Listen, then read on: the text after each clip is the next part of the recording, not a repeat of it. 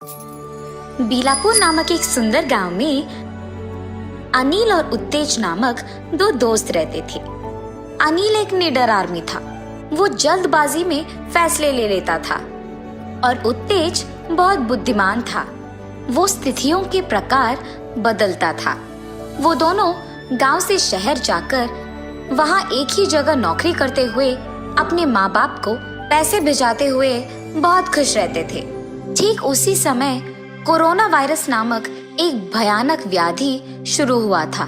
वो एक व्यक्ति से दूसरे व्यक्ति को तेजी से फैल रहा था।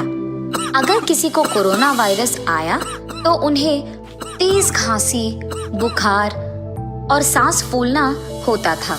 और सरकार ने ये भी प्रकट किया था कि अगर ये वायरस बूढ़े लोगों को आया तो उनके मर जाने की संभावना ज्यादा होगा।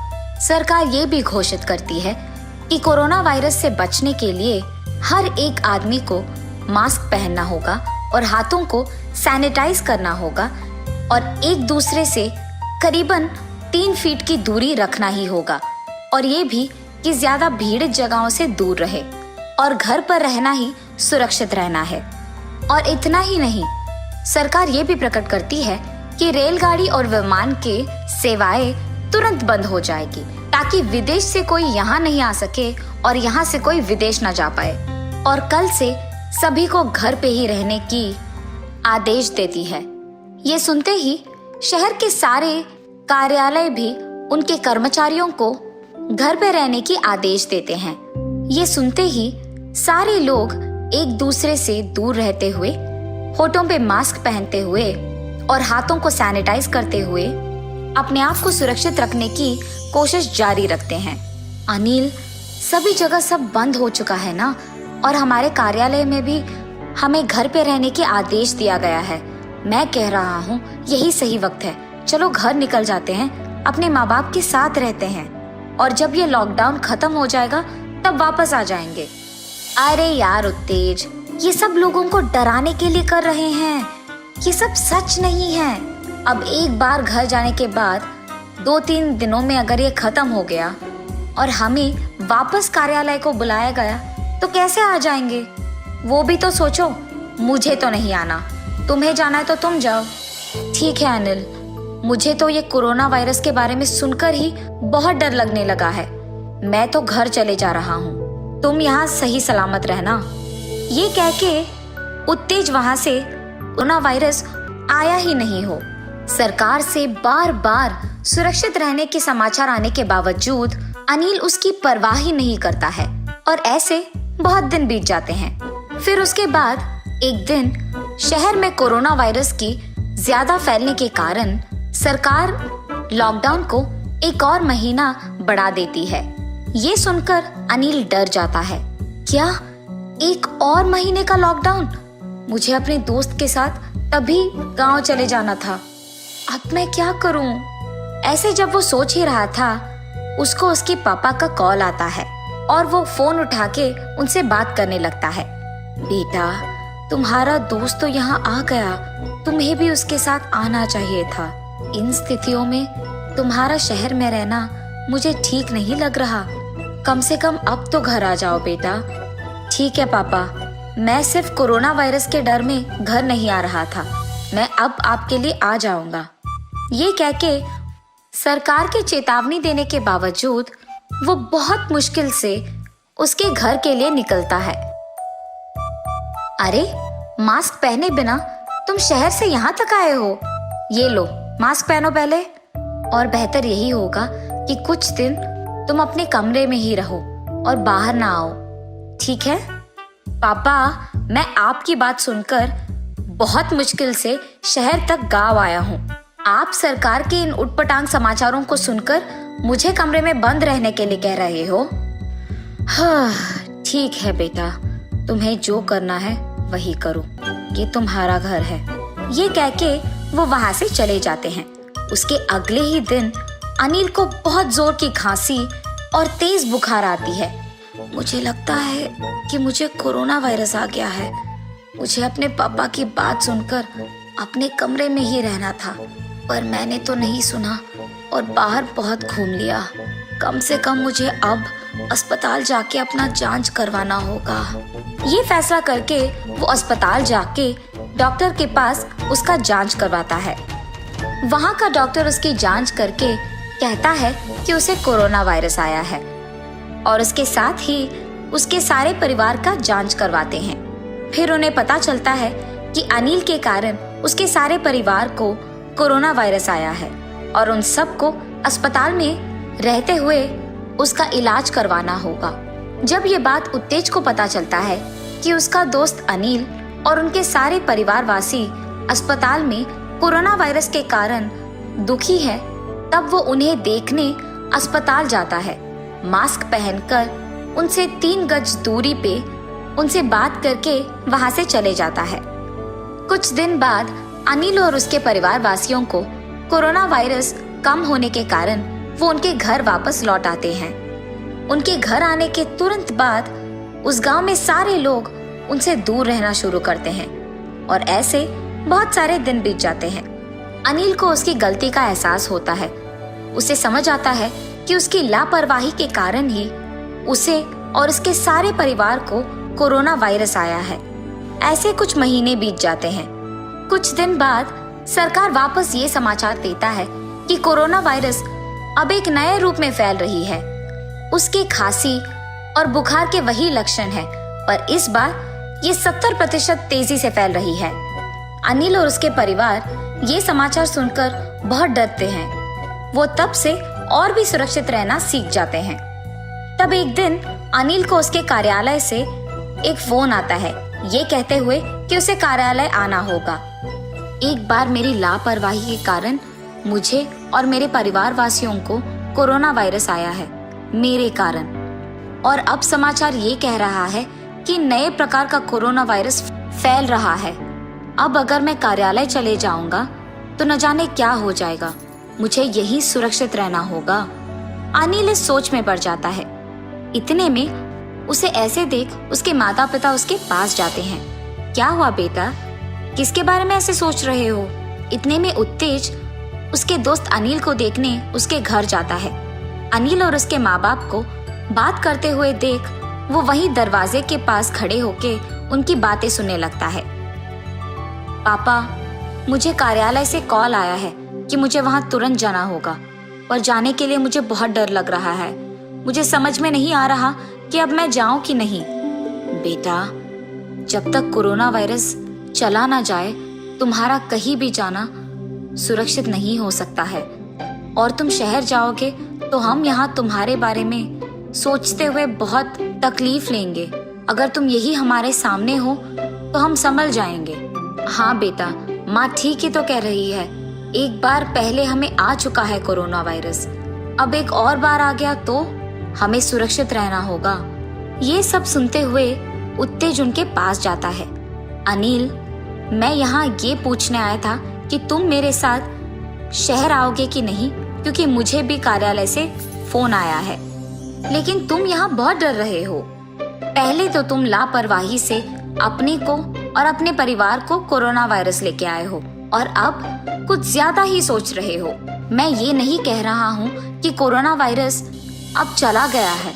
मैं बस ये कह रहा हूँ कि अगर हम मास्क पहनकर हाथों को धोते हुए उन्हें सैनिटाइज करते हुए लोगों से दूर रहेंगे तो हमें कुछ नहीं होगा।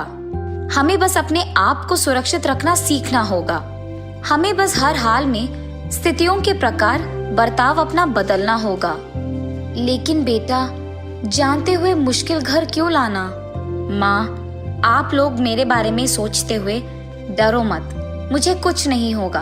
मैं अपने आप को बहुत सुरक्षित रखूंगा और आप लोग अपना ख्याल रख लेना। मुझे कार्यालय के लिए जाना ही होगा, वरना हमारी नौकरी चले जाएगी माँ। ये कह के अनिल मास्क पहनकर हाथों को सैनिटाइज करके उसके दोस्त उत्तेज के साथ शहर की ओर बढ़ता है। अनिल के शहर जाने के बाद उसके माँ बाप मास्क पहनते हुए और सैनिटाइज करते हुए सिर्फ जरूरी चीजों के लिए बाहर जाते हुए घर पे रहते हैं और खुश रहते हैं। उत्तेज और अनिल दोनों शहर चले जाते हैं। वो कार्यालय जाते हुए भी अपने आप को सुरक्षित रखना सीख जाते हैं और ऐसे वो खुश रहते हैं। विष्णुपुरम नामक एक सुंदर गांव में शरत और श्रीधर नामक दो दोस्त अगल बगल घरों में रहते थे। शरत एक अच्छा आदमी था और दूसरों की सहायता करता था। श्रीधर बहुत लालची था। वो दोनों रिक्शा चलाते हुए खुशी से जी रहे थे। एक दिन सुबह वो दोनों रिक्शा स्टैंड में रिक्शा को रख के ग्राहक के लिए इंतजार कर रहे थे। तब एक आदमी शरत के पास जाता है। सुनिए, बस स्टैंड को आओगे? ये क्या? वो आदमी रिक्शा के लिए मेरे पास नहीं आया, बल्कि मेरे दोस्त के पास गया। कुछ भी करके मुझे ही उस आदमी को बस स्टैंड तक लेके जाना होगा। अरे आइए ना, बस स्टैंड तक मैं आपको लेके जाऊंगा भाई साहब, मेरी रिक्शा चढ़िए। श्रीधर के ऐसे कहने पर वो आदमी उसका ही रिक्शा चढ़ता है। उसके बाद श्रीधर उस आदमी को लेकर बस स्टैंड की ओर बढ़ने लगता है। अरे मेरा ही तो दोस्त है, मेरे बजाय उसके रिक्शा में वो आदमी चला गया, इसमें क्या बात है? ऐसे उसका दोस्त सोचते रहता है। और ठीक तभी 3 आदमी उसके रिक्शा के पास आते हैं। सुनिए, बस स्टैंड को आएंगे आप? जी साहब, आइए रिक्शा में बैठिए। तब शरत भी उन 3 आदमियों को लेकर रिक्शा चलाते हुए बस स्टैंड तक पहुंचता है। रिक्शा चलाते हुए शरत सोचता है, मेरे दोस्त के उस आदमी को ले जाने के कारण ही मुझे अब 3 ग्राहक मिले। ऐसे सोचते हुए वो उन तीनों को बस स्टैंड में छोड़ देता है। जब वो 3 आदमी बस स्टैंड में उतरकर शरत को पैसे दे रहे थे तो शरत का दोस्त श्रीधर उसे देखता है। अच्छा, जल्दबाजी में मैंने गलत फैसला लिया। पहले जो एक आदमी आया था उसको मैंने ले लिया। अगर रुका होता तो ये 3 आदमी मेरे रिक्शा में आते और मुझे ज्यादा पैसे मिलते। ऐसी सोचकर श्रीधर उसके दोस्त के पास जाता है और फिर वहां से दोनों चले जाते हैं। ऐसे बहुत साल बीत जाते हैं। आज के समय में कोई नहीं आ रहा है क्योंकि सबके पास अभी ऑटो है, कार है और उन्हीं में जाना पसंद करते हैं। इसीलिए हम चाहे जितना इंतजार करें, लोग तो नहीं आएंगे। अरे हाँ श्रीधर, लेकिन अब हमें अगर ऑटो खरीदना भी है, उतने सारे पैसे तो हमारे पास नहीं है ना। वैसे भी रिक्शा में बैठने के लिए कोई नहीं आ रहा है। इससे बेहतर तो यही है कि हम ये काम छोड़कर शहर चले जाते हैं और वही कोई काम करते हुए खुशी से जी सकते हैं। श्रीधर, चाहे जो भी हो जाए, मैं अपना गांव छोड़कर कहीं नहीं आऊंगा। मुश्किलें तो हर जगह होंगी ना। इसका मतलब ये थोड़ी है कि हम गांव छोड़कर कहीं और चले जाए। और इस बात की क्या यकीन है कि कल हम शहर में जाएंगे तो वहां मुश्किलें नहीं आएंगे? तो मुझे यही रहना है और इन मुश्किलों का सामना यही करना है। अरे शरत, यहाँ पर हमें कोई और काम नहीं मिलेगा। ठीक है, तुम यही रहो, मैं जा रहा हूँ। ऐसे कहकर वो उसकी बीवी बच्चों के साथ सच में शहर चले जाता है। वहां जाकर वो कार चलाते रहता है। मेरे साथ अगर मेरा दोस्त भी होता तो हम दोनों मिलकर कोई ना कोई काम ढूंढ लेते। अब मुझे अकेले ही कुछ करना पड़ेगा। ऐसे वो बहुत दिन दुखी रहता है। एक दिन शरत रिक्शा स्टैंड के पास रिक्शा में बैठे रहता है। तब एक आदमी का आवाज सुनाई देता है, प्याज प्याज, ताजे प्याज। ऐसे जोर से एक आदमी चिल्ला रहा था। उसे देख शरत को एक विचार आता है। अरे हाँ, मेरे पास ऑटो खरीदने के लिए तो पैसे नहीं है, लेकिन खुद से मैं एक प्याज का वाहन तो बना सकता हूँ और गांव में उसी वाहन को चलाते रह सकता हूँ। और इतना ही नहीं, उस वाहन को बनाने के लिए पैसे ज्यादा खर्च भी नहीं होंगे और मुझे बस ये ध्यान में रखना होगा कि उस वाहन में ज्यादा लोग बैठ पाए। और तब नए दिखने वाले वाहन को देख गांव वाले सारे मेरे वाहन में आएंगे और मैं ऐसे पैसे भी कमा सकूंगा। उस आदमी का प्याज प्याज करके चिल्लाने के कारण ही मुझे ये विचार आया है। ये सोचकर शरत तुरंत उस काम में लग जाता है। उसके पास मौजूद सारी चीजों से प्याज के आकार में दिखने वाले एक बड़े वाहन को बनाता है जिसमें बहुत सारे लोग बैठ सकते हैं और उसे चलाते हुए गांव में जाता है। Bus stand, railway station, Ramalaya नगर, आइए बाबू आइए, जल्दी आइए, ऑटो से भी कम दाम में मैं लेके जाऊंगा, आइए बाबू आइए।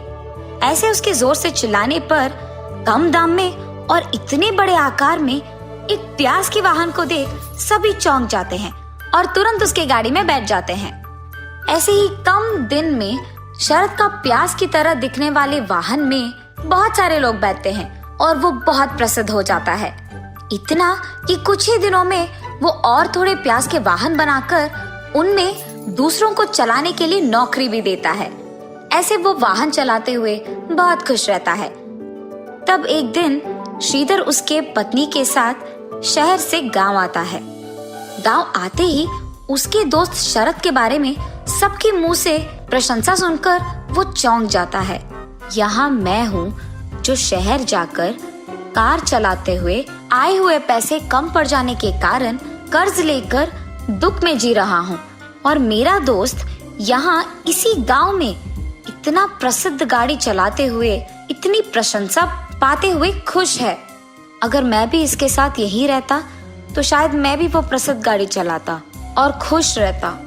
अरे हाँ, मेरे दोस्त को वैसे भी मुझ पे बहुत भरोसा है, तो मैं एक काम करूँगा, उसे मैं अपने साथ शहर ले जाऊंगा।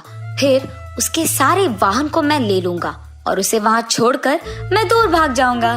तब उन सारे वाहन को बेचकर आए हुए पैसों से मैं अपना कर्ज चुका पाऊंगा और खुश रह पाऊंगा। लेकिन मेरा दोस्त तो मेरे कहने के बावजूद अपना गांव छोड़कर नहीं आएगा। हाँ, मैं अपनी बीवी को उसकी बीवी से बात करने के लिए कहूंगा, तब तो उसे आना ही पड़ेगा। ये सोचकर श्रीधर उसके बीवी के पास जाता है। नर्मदा, तुम मेरे दोस्त की पत्नी के पास जाकर उससे बात करो और उसे मनाओ कि हमें शहर जाना होगा, और ऐसे वो जो कुछ भी सोचता है उसकी बीवी को बताता है। ठीक है जी, मैं वही करूंगी। ये कह के नर्मदा शरद की बीवी के पास जाती है। अरे भाभी, आप भी मेरे साथ शहर आ जाइएगा। वहाँ अगर आप ये प्याज की वाहन चलाएंगे ना तो बहुत सारा पैसा मिलेगा। हाँ, और उतना ही नहीं, यहाँ से वहाँ रहने में भी दुगना अच्छा होगा। हाँ, मेरे पति भी वहाँ कार चलाते हुए बहुत सारे पैसे कमा रहे हैं। आपके पास तो पहले से ही बहुत वाहन है, वहाँ आएंगे तो और भी पैसे कमा पाएंगे। जी भाभी, ये तो अच्छा विचार है, जरूर हम सब आपके साथ शहर आएंगे। ये कह के वो उसके पति शरद के पास जाकर, सुनिए, हम भी आपके दोस्त के साथ शहर जाएंगे ना जी। वहाँ यहाँ से दुगना अच्छा होगा और दुगने पैसे भी मिलेंगे, पता है आपको। अच्छा, तो तुम ही चले जाओ। मैंने पहले भी कहा है, मुझे ये गांव छोड़कर कहीं नहीं जाना है, यही मेरा घर है। उसके पति के ऐसे कहने पर इसी बात को कहने वो नर्मदा के पास जाती है। वहाँ पहुँचते ही पति पत्नी को कुछ बात करते हुए सुनकर वो दरवाजे के पास ही रुक जाती है। नर्मदा, क्या तुमने मेरे दोस्त की बीवी से बात किया है? कुछ भी करके उन्हें हमारे साथ शहर ले जाना ही होगा।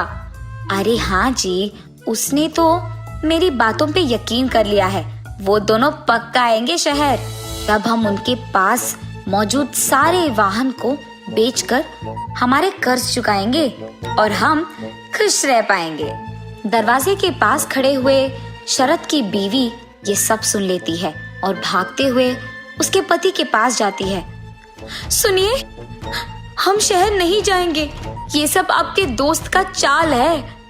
और ऐसे उसने जो कुछ भी सुना अपने पति को बताती है। क्या मेरा दोस्त कर्जों में फंसा है, इसीलिए वो ऐसा है? कुछ भी करके मेरे पास मौजूद वाहन को बेचकर भी उसका कर्ज चुकाना होगा। क्या एक तरफ आपका दोस्त आप पे जाल बिछा रहा है, आपको धोखा दे रहा है, और आप सोच रहे हैं कि आप उसकी मदद करेंगे? ये क्या है जी? वो चाहे अच्छा हो या बुरा हो, वो मेरा दोस्त है और वो अभी कष्टों में है, तो मुझे उसे बचाना होगा और मुझे उसकी सहायता करना होगा। ये कह के वो वहां से उसके दोस्त के पास चले जाता है। श्रीधर, मुझे नहीं पता था कि तुम यहाँ आए हो, वरना मैं तुम्हारे पास आ जाता। और अगर मुझे पहले ही पता होता कि शहर में तुम्हारी इतनी मुश्किलें हैं, तो मैं तुम्हारी मदद कर देता। इसके लिए मुझे धोखा देने की कोई जरूरत नहीं। मैं खुद एक वाहन बेचकर तुम्हें वो पैसे दे दूंगा। और तुम अपना कर्ज चुका सकते हो। उसके बाद तुम भी यहाँ मेरे साथ रह जाओ। हम दोनों ये गाड़ी चलाते हुए खुश रह पाएंगे। ऐसे वो अपनी बीवी की बातें श्रीधर को बताता है। शरद, मैं तुम्हें धोखा देना चाहता था। ये जानकर भी तुम मेरी मदद करने यहाँ आए। मुझे अपने आप पे घिन आ रही है और मुझे अब अपनी गलती का एहसास हुआ है। तुम एक अच्छा इंसान हो और उससे बेहतर दोस्त हो मेरे। अब से मैं तुम्हारे साथ ही रहूंगा और आइंदा ये गलती नहीं करूंगा। तुम्हें अपनी गलती का एहसास हो गया ना, और तुम मेरे साथ रहना चाहते हो। बस यही चाहता था मैं। अब मुझे बहुत खुशी है। हम दोनों को हमेशा ऐसे ही रहना है। तब से वो दोनों दोस्त साथ में रहते हुए उसी गांव में प्याज का वाहन चलाते हुए बहुत खुश रहते हैं। एक समय में बीलापुर नामक एक सुंदर सा गांव था। उस गांव में विक्रम सरला नामक पति पत्नी रहते थे। वो उसी गांव के बैंक में बैंक लोन ऑफिसर का काम करता था और सभी को लोन देते हुए रहता था। विक्रम उसी गांव का होने के कारण सभी को उस पे और उसकी बातों पे बहुत भरोसा था। एक दिन राजेंद्र नामक एक किसान लोन के लिए बैंक लोन ऑफिसर के पास जाता है। विक्रम साहब, मुझे खेती करने के लिए 1 लाख रुपयों की जरूरत है। इस आदमी ने वैसे भी कोई पढ़ाई नहीं की, इसीलिए अगर मैं इसका फायदा भी उठाऊं, इसे पता ही नहीं चलेगा। और उतना ही नहीं, इस गांव में सभी को मुझ पे बेहद भरोसा है। और इस आदमी ने 1 लाख रुपयों का कर्ज मांगा है ना, इसीलिए इसको 85,000 रुपए दूंगा और 25,000 मैं ले लूंगा। राजेंद्र, तुम्हें तो पता है कि इस बैंक में सभी को लोन सिर्फ मैं देता हूँ। कोशिश करूंगा कि कुछ भी करके तुम्हें लोन आ जाए, लेकिन 1 लाख रुपयों के लिए आवेदन करोगे तो 85,000 ही हाथ में आएंगे। लेकिन जब तुम्हें लोन वापस करना होगा तब पूरे 1 लाख का भरना होगा। अगर ये बात तुम्हें मंजूर है तो तुम्हें लोन मिल जाएगा। विक्रम साहब, खेती करने के लिए मुझे इस लोन का बहुत आवश्यकता है और इसीलिए मुझे ये मंजूर है। ये कहने के बाद लोन ऑफिसर उसे लोन के लिए जरूरी कागज लेके आता है और उस पे उसके हस्ताक्षर लेता है। अब तुम बस आराम करो, लोन तुम्हें जरूर मिल जाएगा। लोन के पैसे लेने कल सुबह आ जाना। ठीक है विक्रम जी, बैंक को मैं कल आऊंगा। ये कह के वो आदमी वहां से चले जाता है। अगले दिन बैंक के खुलने के समय पे वो जल्दी से तैयार होके बैंक को पहुंच जाता है। राजेंद्र, आज तुम लोन के पैसे अपने घर ले जा सकते हो। ये कह के विक्रम 25,000 लेकर 85,000 राजेंद्र को देता है। आप बैंक में हैं, सिर्फ इसी कारण मुझे लोन बहुत जल्दी मिल पाया है। आपका हमारे गांव में रहना हमारा सौभाग्य है। राजेंद्र, मैंने जो पैसे तुम्हें अभी कर्ज में दिए हैं उसे चुकाने की जिम्मेदारी सिर्फ तुम पर है। इसलिए जब भी तुम्हारे पास पैसे हो, बिना देर किए पैसे लौटाना। जी साहब। ये कह के वो खुशी से उसके पैसे लेके उसके घर चला जाता है। ऐसे विक्रम उस गांव में अनपढ़ लोगों को लोन देते हुए उन पे चाल चलाता था और उनके हिस्से के थोड़े पैसे वो ले लेता था। एक शाम को जब वो बैंक के लोन ऑफिसर अपने घर जा रहा था तो रास्ते में उसका शरद नामक एक दोस्त उसे देखता है। विक्रम, विक्रम, ऐसे उसे जोर जोर से पुकारता है, पर विक्रम रुके बिना चले जाता है। अरे ये क्या, विक्रम तो बिना रुके बस जा ही रहा है। उसे क्या हुआ होगा? बहुत दिनों बाद मैंने उससे बात किया। एक बार उसके घर जाकर उसके साथ बात करूंगा। ये फैसला करके शरद विक्रम के पीछे उसके घर तक जाता है। विक्रम को अपनी बीवी के साथ बात करते हुए देख शरद उनके दरवाजे के पास खड़े रहता है। लगता है विक्रम कुछ बात कर रहा है अपनी बीवी से। अब अगर मैं उनके बीच में जाऊं तो अच्छा नहीं लगेगा। ये सोचकर वो उनके दरवाजे के पास खड़े रहकर बस सोच में पड़ जाता है। सरला, जल्दी इन पैसों को अंदर जाके कहीं ध्यान से छुपा दो। हाँ। ये कहते हुए वो उसके हाथ में मौजूद पैसे अपनी बीवी को खुशी खुशी देता है। दरवाजा के पास खड़े शरद को समझ नहीं आता है, मेरे दोस्त को इतने सारे पैसे न जाने कहां से मिले। मुझे जानना ही होगा। ऐसे वो चुपके से उन दोनों की बातें सुनता है। सुनिए, आपका ऐसे अनपढ़ लोगों को धोखा देते हुए पैसे घर ले आना शायद किसी को पता चल जाएगा। मुझे बहुत डर लग रहा है जी। अरे सरला, तुम डरो मत। मैं बरसों से ये करते आया हूँ। क्या कभी पकड़ा गया? नहीं ना।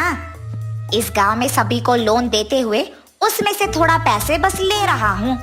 लेकिन मेरे बारे में किसी को भड़क भी नहीं है, क्योंकि इस गांव में सभी मुझ पे बहुत यकीन करते हैं। इसीलिए मुझे उस यकीन का फायदा उठाना आसान हो जा रहा है। डरो मत, मुझ पे कभी किसी को कोई शक नहीं आएगा। शरद उसकी दोस्त की बातें सुनकर उसे मिले बिना बस उसके घर वापस चले जाता है, ये जानकर कि इस गांव में सभी उस पे बहुत यकीन करते हैं। मेरा दोस्त विक्रम ये सब कर रहा है। गांव वाले अनपढ़ है, वो इसी कारण उनका फायदा उठा रहा है। विश्वास को तोड़ने पर कैसा लगता है, इसका सबक तो मैं उसे जरूर सिखा के रहूंगा।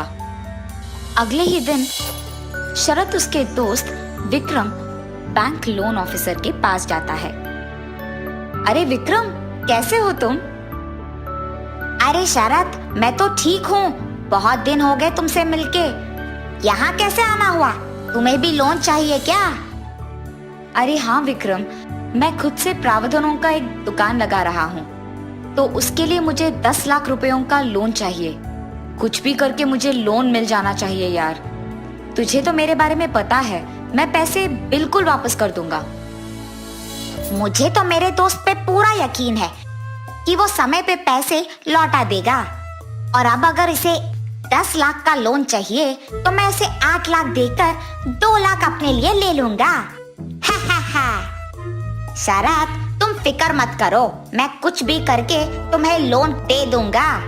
लेकिन 10 लाख लोन के लिए आवेदन करोगे तो सिर्फ 8 लाख मिलेंगे। लेकिन वापस करने के समय में तुम्हें 10 लाख देना होगा। इसके लिए अगर तुम्हें मंजूर है तो ही ये लोन मिलेगा। अरे हाँ ठीक है विक्रम, मेरे लिए ये लोन बहुत जरूरी है। ये कहने पर बैंक लोन ऑफिसर कुछ कागज ले आके उन पे शरद के हस्ताक्षर लेता है। शरद, तुम मुझे 5 दिन के बाद दिखना, तब तुम्हारा लोन तुम्हें मिल जाएगा। ठीक है विक्रम। ये कह के शरद वहाँ से चले जाता है। उसके दोस्त के बातों के अनुसार ही शरद 5 दिन बाद वापस छठी दिन को लोन ऑफिसर के पास जाता है। शरद, ये लो तुम्हारे पैसे। आज तुम इन्हें अपने घर ले जा सकते हो।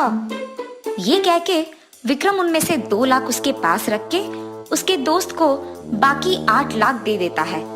शरद उन पैसों को लेकर वहाँ से खुशी खुशी उसके घर चले जाता है। शरद के उस बैंक से लोन लेने के बहुत साल बाद भी वो उन्हें लौटाता नहीं है। ये देख विक्रम उसके पास जाता है। शरद, ये क्या? इतने साल बीत जाने के बाद भी तुमने बैंक के पैसे नहीं लौटाए। विक्रम, तुम्हें तुम्हारी गलती का एहसास दिलवाने के लिए ही मैंने ये सब किया है। इसीलिए तुम जो चाहे करो, मैं ये पैसे नहीं लौटाऊंगा। मैंने तुम पर विश्वास रख के तुम्हें पैसे दिए हैं। मुझे कभी नहीं लगा कि तुम मेरे भरोसे को ऐसे तोड़ दोगे। रुको, मैं तुम्हारे बारे में पुलिस को कह दूंगा और कुछ भी करके तुमसे ये पैसे वापस ले लूंगा। विक्रम, शायद तुम्हें नहीं पता है, पर मुझे पता है कि तुम हमारे गांव के अनपढ़ लोगों को लोन देने के बहाने में उनके पैसे चोरी कर रहे हो। इसीलिए अगर तुमने पुलिस लोगों को मेरे बारे में कह दिया तो मैं उन्हें तुम्हारे बारे में कह दूंगा। पर अगर तुम चाहते हो कि मैं ये बात किसी को ना कहूँ तो तुम्हें वादा करना होगा कि तुम लोगों को ऐसे धोखा देना बंद कर दोगे। सोच लो। नहीं नहीं, मैं आपसे किसी को धोखा नहीं दूंगा। मेरे बारे में कृपया किसी से मत कहो। अपने दोस्त शरद के वजह से विक्रम को उसकी गलती का एहसास होता है और उसे मालूम पड़ता है कि विश्वास तोड़ना कितना बुरा है। इसीलिए वो चुपचाप वहां से चले जाता है। उसके बाद शरद के पैसों को विक्रम खुद बैंक को लौटा देता है। तब से विक्रम किसी को धोखा दिए बिना अपना काम ईमानदारी से करने लगता है और सभी को ईमानदारी से लोन देते हुए खुशी से जीने लगता है। नीलापुर नामक एक सुंदर गांव में आकाश उसकी माँ वनजा के साथ रहता था। वो सब्जियां उगा के उनको बेचकर आए हुए पैसों से उसकी माँ का अच्छा देखभाल करता था।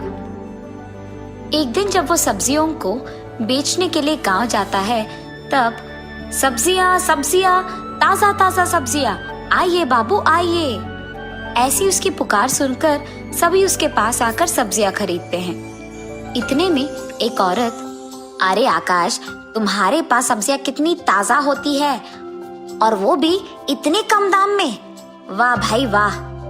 अरे दीदी, आकाश इन सब्जियों को खुद से उगाता है, और इतना ही नहीं, वो आए हुए इन पैसों से उसकी माँ का बहुत अच्छा देखभाल भी करता है। ये बहुत ही अच्छा आदमी है। आकाश, मुझे 1 किलो टमाटर चाहिए। जी मेम साहब। ऐसे ही गांव में सभी लोग उसके बारे में बहुत अच्छा बात करते थे और इसकी अच्छाई के बारे में बहुत ऊंचा सोचते थे। ऐसे ही सब्जी बेचते हुए वो पड़ोसी गांव में जाता है और जाते ही वहां एक बड़े घर के पास रुकता है। लगता है कि इस गांव में सबसे बड़ा घर यही है। इस घर में जरूर बहुत सारा पैसा और सोना मिलेगा। इस गांव में मैं इसी घर से चोरी करना शुरू करूंगा। आज रात जब सभी सो जाएंगे, इस घर को आके मैं चोरी करूंगा। हाँ, ये सोचकर वो वहां से चले जाता है। उसके योजना के अनुसार ही उस रात को वो उस पड़ोसी गांव के बड़े घर में चोरी करने जाता है। हाँ, लगता है कि आजू बाजू के सारे लोग सो गए हैं। यही अच्छा मौका है इस घर में घुसने का। ये सोचकर वो उस घर में घुस के पूरा पैसा और सोना वहां से चोरी करके निकल जाता है। घर पहुंचते ही अपनी माँ को सोते हुए देख वो चुपचाप एक और कमरे में चले जाता है। हाँ, बहुत दिनों से मैं सुबह में ताजा सब्जियों को बेचकर रात के समय में से चोरी कर रहा हूँ, लेकिन आज मैं और भी पैसे लाया हूँ। एक बार मुझे इकट्ठा किए हुए इन सारे पैसे और सोने को देखना होगा। ये फैसला करके वो उसके कमरे में इकट्ठा किए हुए सारे पैसे, गहने और सोना को निकालकर एक जगह पे रख देता है। बाप रे, मैंने क्या इतने पैसे और सोना चोरी किया है? ऐसे वो चौंक जाता है। इतना सारा पैसा और सोना मैं घर पे लगाऊंगा तो मुसीबत आ जाएगी। मुझे जल्द से जल्द इसे कहीं छुपा देना होगा, लेकिन मैं इसे भला कहाँ छुपा पाऊंगा? इस सोच में पड़ जाता है। हाँ, अगर मैं इस सब पैसे को एक ऐसी जगह पे छुपाऊंगा जहां कोई लोग नहीं आ पाएंगे, तो यानी जमीन के ऊपर नहीं बल्कि जमीन के नीचे एक घर बना के अगर मैं सारे पैसे और गहने और सोने को छुपाऊंगा तो कोई भी नहीं आएगा वहां और किसी को कभी भी पता नहीं चलेगा। ऐसे वो उसके फैसले के मुताबिक ही जमीन के नीचे एक घर बनाता है और उसमें इस सारे सोने, पैसे और गहनों को छुपा देता है। हाय भगवान, अच्छा हुआ कि मैंने ये सब कर दिया। अब इस जगह में कोई भी नहीं आ पाएगा और तो और चोरी के सारे पैसों को यही छुपा पाऊंगा और जब मन चाहे मैं यहाँ आके आराम कर पाऊंगा। तब वो उस घर से बाहर आके जमीन के ऊपर पहुंचता है और उस रास्ते को ऐसे छुपा देता है कि किसी और को शक भी ना आए और तब वहां से खुशी खुशी चले जाता है। ऐसे ही वो हर रोज हमेशा की तरह सुबह के समय में सब्जियां उगा के उन्हें बेचकर अपने माँ के साथ रहते हुए रात के समय में चोरी करके उस सारे पैसे को उसके नए घर में छुपा देता था। ऐसे बहुत दिन बीत जाते हैं। एक दिन सुबह सब्जियां बेचते हुए आकाश एक घर के पास रुकता है। आज रात मुझे इस घर में चोरी करना होगा। वहां से जाते वक्त वो रास्ते में एक मांस की दुकान को देखता है। अरे यार, मांस को देखते ही खाने का मन कर रहा है। मांस खा के बहुत दिन हो चुके हैं, लेकिन अब अगर मैं यहाँ से मांस लेकर अपने घर जाऊंगा तो बनाकर खाने में बहुत देर लग जाएगा और रात के समय में मैं चोरी करने नहीं जा पाऊंगा। अब मैं क्या करूं? ऐसे सोच में पड़ जाता है। अरे हाँ, यहाँ से तो मेरा नया घर पास है। अगर वहां जाकर मैं खाना पका के खा लूंगा तो मांस का मजा भी आ जाएगा और साथ में थोड़ा आराम भी मिल जाएगा, और वहीं से रात में चोरी करने भी जा सकता हूँ। ये फैसला करके वो मांस के दुकान जाकर मांस को खरीद के उसकी सब्जी के बंडी पे लगा देता है। वहां से वो उसके नए घर के पास जाता है। उसकी बंडी को जमीन पे छोड़ के वो मांस लेकर उसके घर के अंदर चले जाता है। इतने में निरुपम नामक एक आदमी उसके गाय के साथ उस तरफ आता है। उसके गाय को घास खिलाने के लिए वो उन्हें ऐसे जगह ले आता है जहाँ कोई नहीं होता है, पर वहाँ आकाश की बंडी को देख वो चौंक जाता है।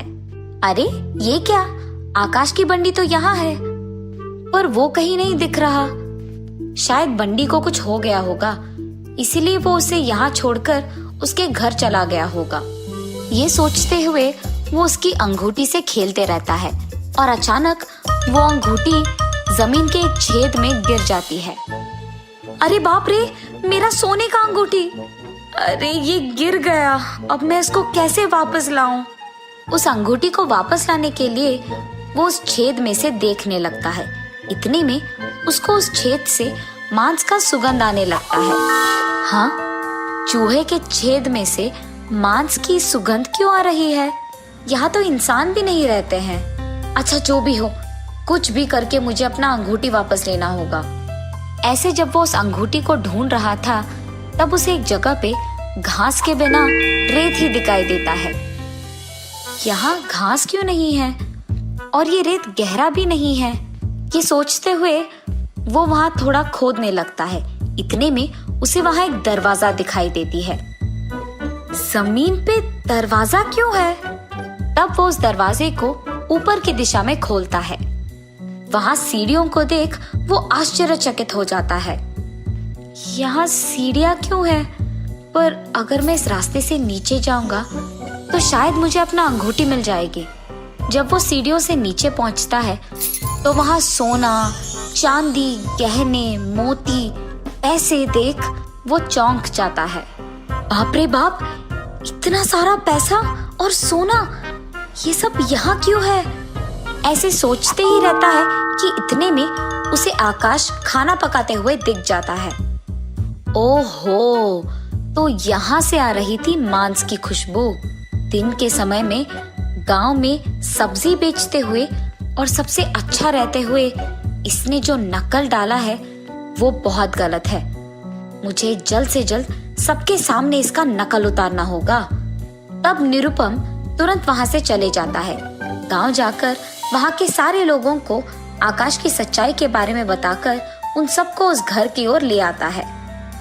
जमीन के नीचे निर्मित किए हुए घर में सोना, चांदी, गहने, मोती और उतना सारा पैसा देख गांव वाले दंग रह जाते हैं। आहा, मेरा मनपसंद मांस का खाना अब बन गया है, बस इसे खाने की देरी है। ये कहकर आकाश खाने लगता है। इतने में बाप रे, इतना सारा पैसा मैंने अब तक नहीं देखा।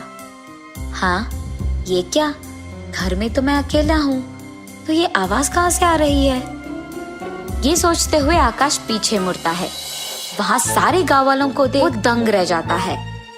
अरे बाप रे, सारे गांव वाले यहाँ क्या कर रहे हैं? इस सब पैसे को, सोने को देख वो न जाने क्या सोचेंगे। उनके सवालों का मैं क्या जवाब दूं? आकाश, तुम तो सब्जियां बेचते हो ना, इतना सारा पैसा तुम्हारे पास कैसे आया? सच सच बताओ, वरना तुम्हें पुलिस के हवाले कर देंगे हम। बेवजह मांस को खाने की लालच में मैं यहाँ आ गया, वरना ये लोग यहाँ नहीं आते और इन्हें मेरा सच्चाई पता नहीं चलता।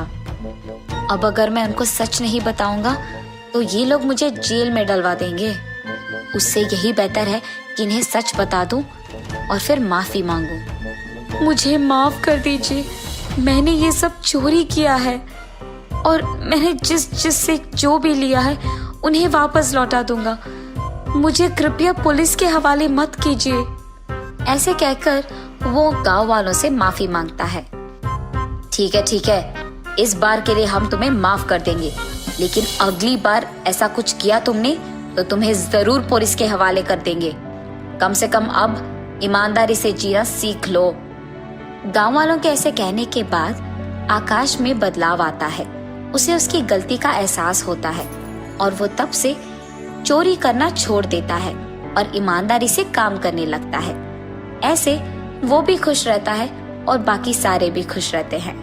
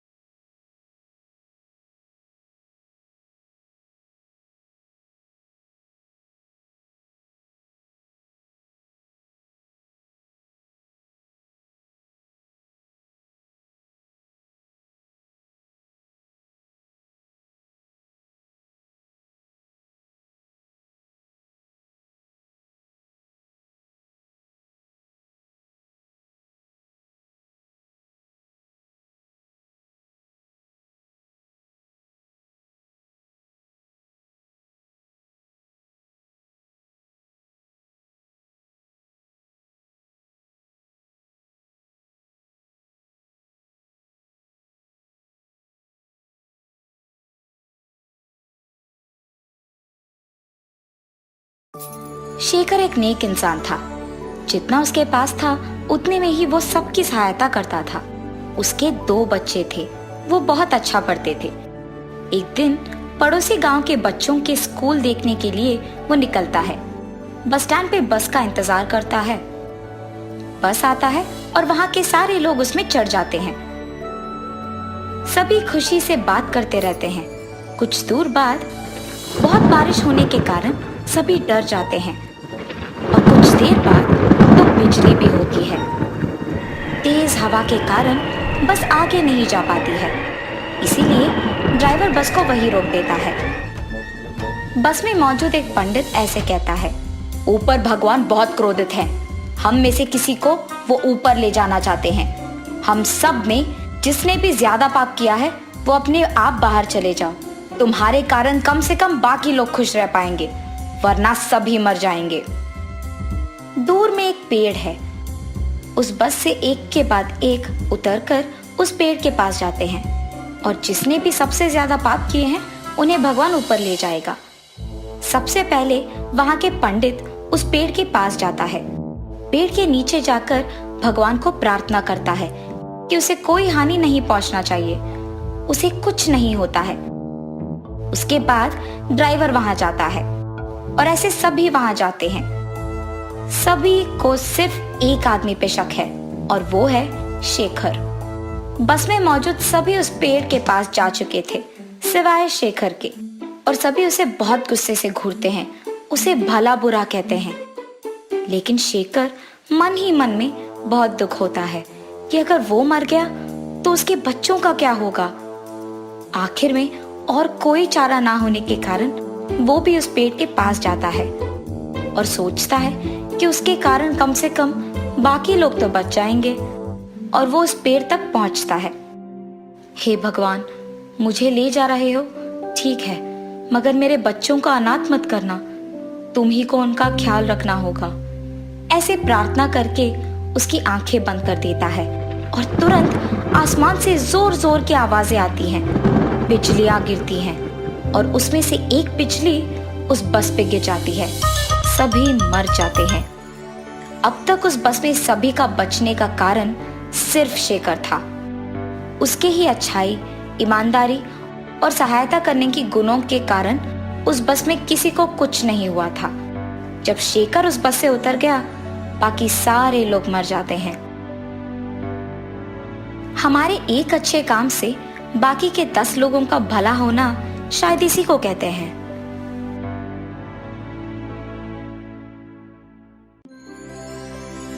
गोरखपुर नामक एक सुंदर गांव में सूरज और ललिता नामक पति पत्नी रहते थे।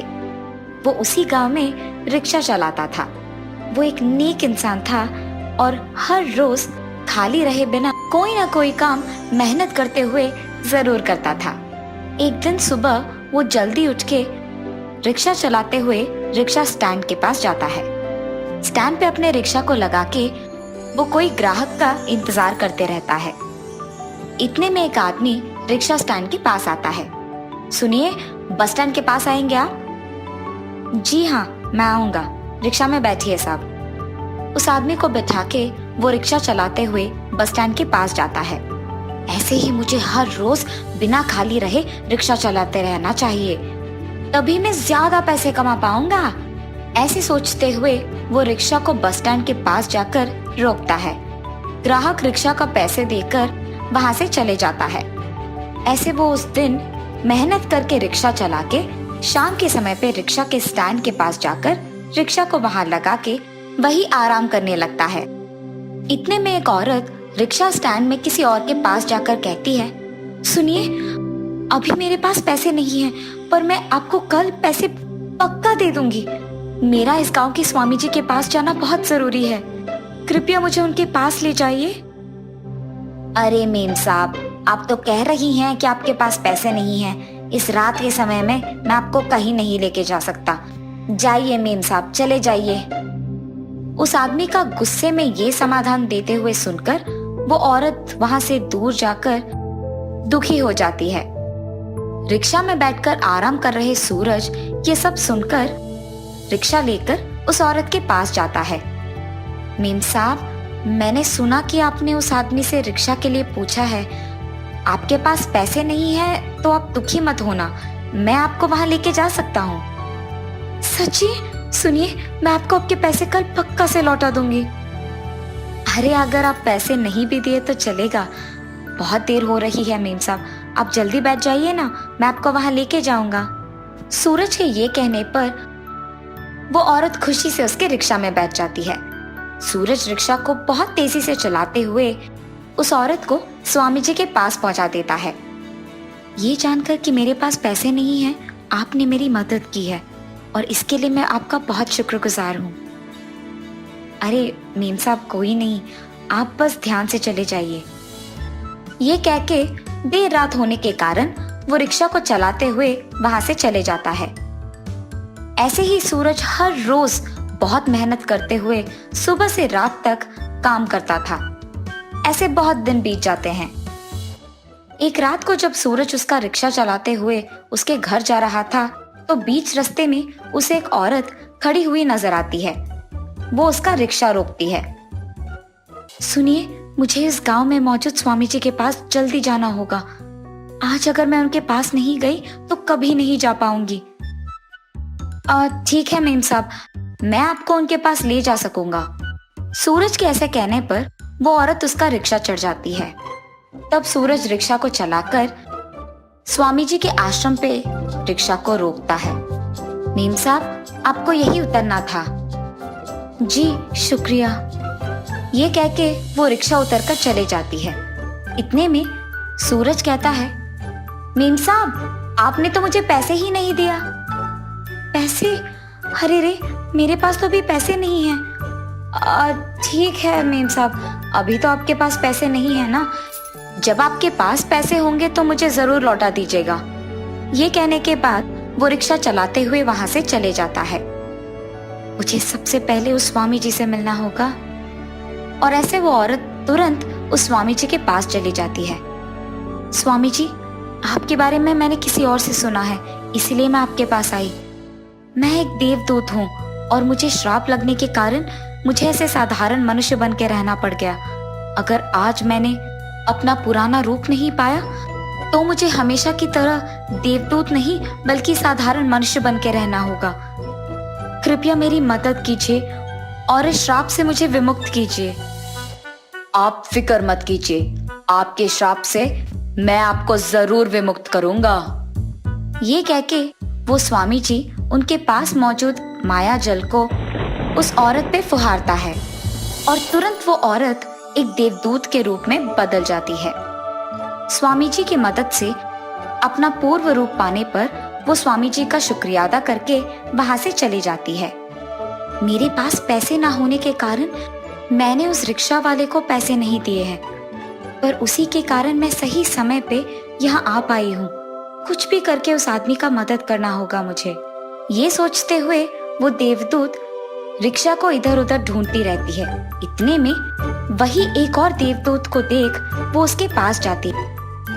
बहन, तुम भी मेरे ही तरह स्वामी जी के पास आओगी, ये मुझे पता था। इसीलिए मैं तुम्हारी इंतजार कर रही थी। दीदी, क्या तुम भी इस स्वामी जी से अपनी श्राप का विमुक्त के लिए आई हो? हाँ बहन, सही समय में मुझे एक ऑटो रिक्शा वाले ने यहाँ स्वामी जी के पास पहुंचाया, इसीलिए मैं श्राप से विमुक्त पाई हूँ। लेकिन मेरे पास उस रिक्शा वाले को देने के लिए पैसे भी नहीं थे। मुझे कुछ भी करके उस रिक्शा वाले का कोई मदद करना होगा, इसीलिए उसको ढूंढ रही हूँ मैं। दीदी, ठीक तुम्हारे ही तरह मुझे भी एक रिक्शा वाले ने यहाँ तक पहुँचाया, इसीलिए मैं अपनी पुरानी रूप को पाई हूँ। लेकिन मैं उस रिक्शा वाले के बारे में भूल गई। बहन, चलो देखते हैं कि हम दोनों को जिसने मदद किया वो शायद एक ही आदमी हो। ये फैसला करके वो दोनों देवदूत उस रिक्शा वाले को ढूंढते हुए उसके रिक्शा के सामने प्रकट होते हैं। सूरज उसके सामने दो देवदूतों को देख आश्चर्यचकित हो जाता है। अरे कौन है आप मेरे रिक्शा के सामने क्यों आए हैं? बहन, इसी आदमी ने मेरा भी मदद किया है। अब से इसको ऐसे मेहनत करने की कोई जरूरत नहीं पड़ेगी, हमें उसकी मदद करना होगा। हाँ दीदी, बिल्कुल। हमारे पास पैसे ना होने के बावजूद आपने हमारी मदद की है, इसीलिए आपकी शुक्रिया अदा करने के लिए हम आपको सोना देना चाहते हैं। नहीं, जो पैसे आपको देना था रिक्शा के लिए बस वो दीजिए, मुझे ये सोना नहीं चाहिए। अरे हम तो आपके शुक्रगुजार हैं, इसीलिए हमारी खुशी के लिए इस सोने को स्वीकार कीजिए। ये कह के वो दोनों देवदूत सोने को उसके पास छोड़कर वहां से गायब हो जाते हैं और वो रिक्शा वाला वो सोना लेकर खुशी से जीने लगता है।